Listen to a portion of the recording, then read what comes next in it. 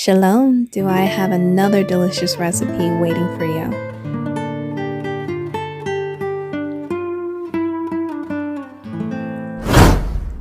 That's right, we are going to be making garlic and herb unleavened bread today. You are going to start out with 2 cups of all-purpose flour. This recipe is super simple. I'm going to be using a blender today, but you can always use your hands. This recipe is very versatile. The next ingredient that you'll go in with is a half a tablespoon of kosher salt. You can also use Himalayan sea salt. The next ingredient is a half a stick of garlic and herb butter.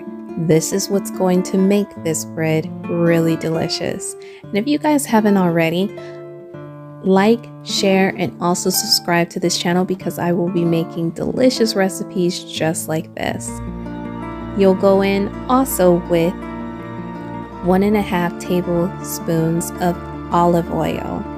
And once that's all put together, you're going to take it over and blend it. Just pulse it, and it should look like this.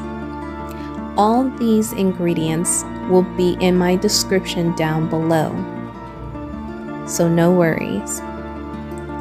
And then once you've done so and blended it, you're going to now add a half cup of hot water.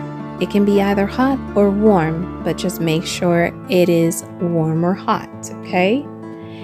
And then once you've added that to the blender, your dough is going to look like what I just showed you. And of course, I'm bringing it out right now just to show you again. This dough should be very soft and warm to the touch. We're just going to knead it just a little bit to form it into a dough ball so we can divide it. Now I'm going to be dividing this into 5 pieces, but if you want your desired unleavened bread to be larger, I would suggest dividing it into 4s. If you want them smaller, please feel free to divide them into 6.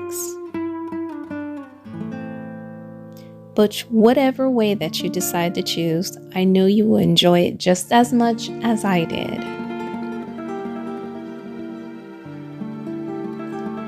And once you have divided the dough balls, you're going to just roll it into a ball. That's pretty much just grabbing one of the dough balls and doing it in a very circular motion with your hand. You should be able to put your finger right in the dough ball and it should literally either just press in and bounce back or not. But it should be very stretchable, very soft. And then you're going to lightly flour your surface. Once you've lightly floured your surface, go ahead and press it in and stretch it out. And with this, I am going to be using a rolling pin, but if you don't have a rolling pin, you can do exactly what I'm doing right now and continue to stretching it until you get the desired size you like. But I find it very helpful to use a rolling pin. Therefore, I can get the desired size that I like and I can flatten it as much as I need to, which is very important. So you do want this unleavened bread to be very thin. And so this is what I was explaining earlier. When you do divide your sections or your dough balls into sections like 6s or 5s or 4s, you still want to be able to have them in a thin size, so therefore it cooks all the way through. You guys will see. Just keep watching. So I am going to show you how thin you want it.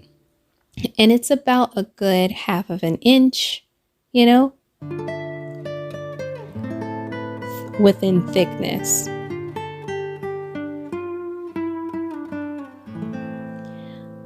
Now, once you have your unleavened bread completely rolled out, you can give it a good stretch because after you're done rolling it, it will try to revert back, and that's okay. But this is why you stretch it out as much as you can. And as you've seen, that's how thin you want it.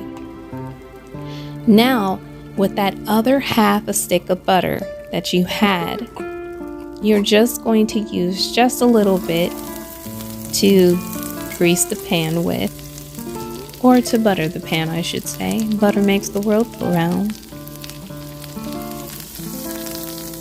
You're gonna use enough to just coat the pan. And as you can see right here, I'm using a little bit to coat the pan. And once you have done so, this is where you're basically going to stick your unleavened bread on. Just keep watching.